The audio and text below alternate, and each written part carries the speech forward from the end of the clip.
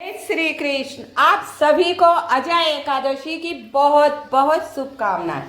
एक बार महाराज धर्मराज युधिष्ठिर भगवान श्री कृष्ण से पूछे, हे प्रभु, भादव मास कृष्ण पक्ष की जो 11 आती है एकादशी, उसको किस नाम से पुकारा जाता है? उसका क्या महत्व है? कृपया मुझे समझाइए। भगवान श्री कृष्ण ने कहा, हे धर्मराज, भादव पक्ष में जो कृष्ण पक्ष की एकादशी आती है उसे अजया एवं जया एकादशी के नाम से पुकारते हैं। यह एकादशी सभी पापों से मुक्त करने वाली है। तो धर्मराज जी ने कहा, हे भगवान, कृपया इसकी कथा मुझे आप सुनाइए, इससे क्या फल मिलता है? कहे, राजा हरिश्चंद्र का नाम तुमने सुना ही होगा, जो सत्यवादी थे। तो धर्मराज ने कहा, उन्हें कौन नहीं जानता।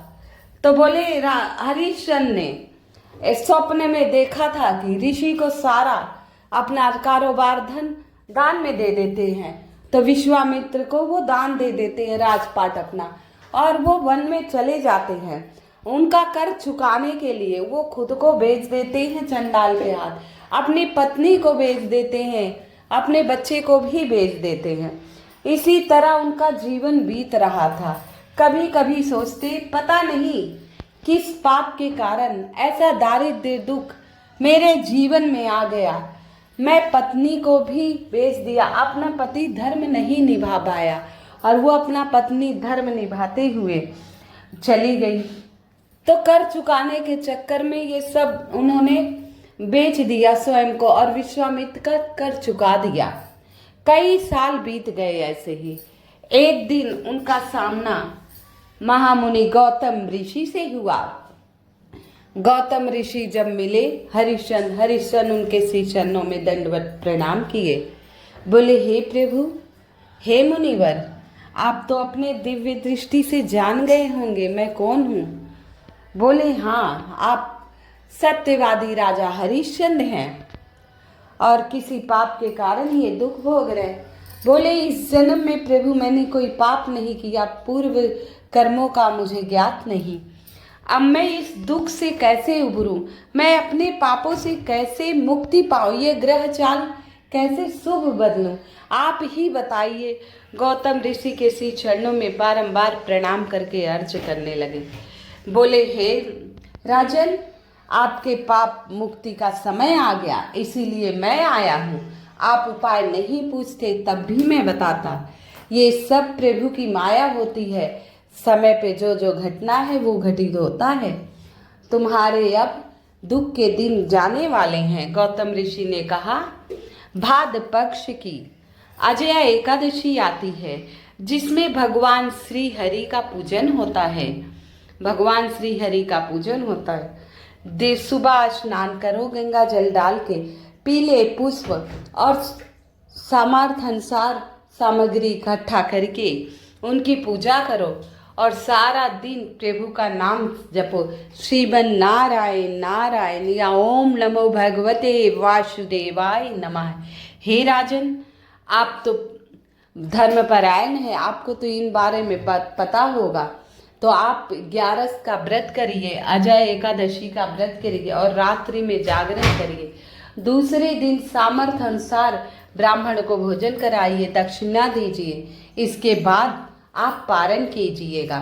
और इस दिन एकादशी के दिन तुलसी मत तोड़िएगा, पहले ही दिन तोड़ के रख लीजिएगा। ये बताकर गौतम ऋषि अपने आश्रम की ओर चले गए।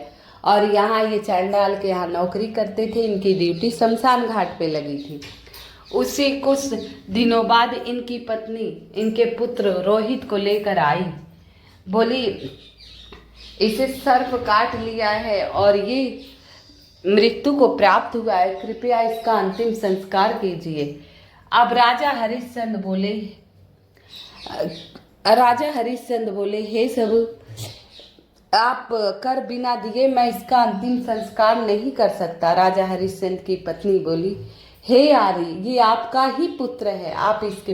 बोले, मैं यहाँ नौकरी करता हूँ और मुझे बिना कर दिए आज्ञा नहीं है, मैं धर्म से विमुख नहीं हो सकता हूँ। अब पत्नी बार बार आग्रह की, लेकिन राजन मजबूर थे। पत्नी ने अपनी जो पहनी हुई चुनरी थी वो फाड़ कर दे दी राजा हरिश्चंद्र की। बोली अब तो आपके कर्रे का मूल हो जाएगा। बोले हाँ। इतने पे उसका अंतिम संस्कार जब करने चले तो अजया एकादशी के पुण्य प्रभाव से राजा हरिश्चंद्र के सारे पाप नष्ट हो चुके थे और श्री हरि उनको दर्शन दिए और उनका गुणगान किए। बोले हे राजन, ये तुम्हारी परीक्षा थी सत्यवादी के कि आप सत्यता पर अडिग रहते हैं कि नहीं। तो इसी से ब्रह्मा विष्णु महेश सब प्रकट हुए और उनका पुत्र पुनः जीवित हो गया। चांडाल ने भी राजा हरिश्चंद्र से माफ़ी मांगी। राजन बोले हे चांडाल, तूने मेरे दुख के समय मेरा साथ दिया है, इसीलिए मैं आपको प्रणाम करता हूँ।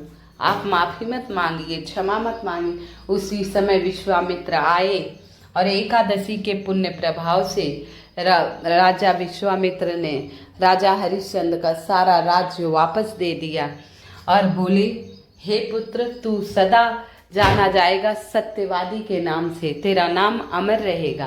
कृपया मेरी वीडियो को लाइक एवं सब्सक्राइब अवश्य कर दीजिएगा। एकादशी व्रत कथा करें, एकादशी व्रत करे या ना करे, लेकिन कथा अवश्य सुने। कथा सुनने मात्र से सब पाप नष्ट हो जाते हैं। आशा करती हूँ आप सभी को ये कथा पसंद आ रही है। कृपया मेरी वीडियो को लाइक एवं सब्सक्राइब अवश्य कर दीजिएगा। कमेंट में जय श्री कृष्ण लिख दीजिएगा। जय श्री कृष्ण।